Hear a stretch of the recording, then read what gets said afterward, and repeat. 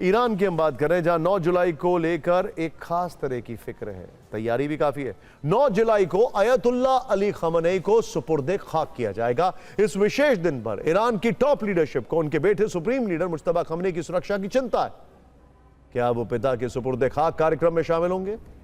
क्या 9 जुलाई के दिन उनकी जान को कोई खतरा हो सकता है? क्या वो मोसाद के टारगेट पर आ सकते हैं, जैसे हमास का लीडर आया था, या फिर उन्हें इजराइल के अटैक का डर है और वो इस कार्यक्रम से दूरी बनाएंगे? फिक्र इन सभी सवालों का जवाब आपको इस रिपोर्ट में मिलेगा।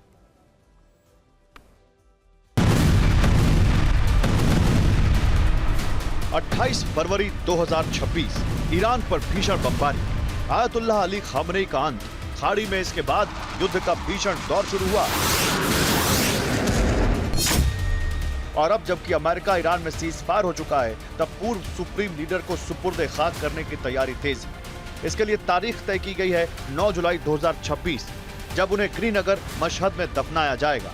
लेकिन अब यहाँ सवाल आगे का है, क्या पिता के सुपुर्दे खाक कार्यक्रम में बेटे मुज्तबा खamenei शामिल होंगे? क्या 28 फरवरी के बाद पहली बार मुज्तबा खamenei सार्वजनिक तौर पर ईरान में दिखाई देंगे? पिता अयतुल्ला अली खamenei के साथ 28 फरवरी को हुए उस हमले में मुज्तबा खamenei भी घायल हुए थे। उस अटैक के बाद से वो कहां हैं, किन हालात में हैं, ना तो ये जानकारी कभी सामने आई, ना ही वो सार्वजनिक तौर पर कभी नजर आए। लेकिन अब चूंकि पिता को अंतिम विदाई देनी है, तब इन दोनों ही सवालों को लेकर ईरान में असमंजस की स्थिति है। ऐसा इसलिए है क्योंकि ईरान की खुफिया एजेंसी को इस विशेष दिन मशहद में ही इजराइल की तरफ से हमले की आशंका है। ईरान को मोसाद के किसी सीक्रेट ऑपरेशन की चिंता हो रही है। आशंका है कि हमला ठीक वैसे हो सकता है जैसे हमास चीफ इस्माइल हानिया का अंत तेहरान में हुआ था। तब भी जुलाई का महीना था और तारीख थी 31 जुलाई 2024। लेकिन मोसाद इस बार ऐसे किसी ऑपरेशन को अंजाम न दे पाए। ईरान में इसकी काट भी खोजी जा रही है। ईरान की ओर से पहले तो धमकी दी गई कि अगर इजराइल की तरफ से ऐसा कोई हमला हुआ तो खाड़ी में फिर महायुद्ध होगा और इजराइल कोई अटैक न कर पाए, इसके लिए IRGC ने सुरक्षा के कड़े और बड़े कदम उठाने भी शुरू कर दिए हैं।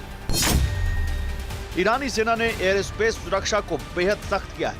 विदेशी मेहमानों की सुरक्षा के लिए हवाई ट्रैफिक पर कड़ी नजर है।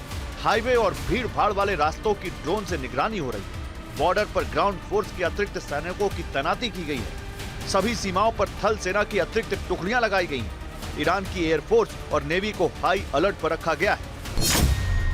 कुल मिलाकर ईरान हर तरह से मुज्तबा खamenei और मेहमानों की सुरक्षा तैयारी को पुख्ता कर लेना चाहता है। लेकिन दूसरी तरफ इजराइल की किलिंग मशीन मोसाद है, जो अपने एक और ऑपरेशन को कामयाब बनाने के लिए किस हद तक जा सकती है, कोई नहीं जानता।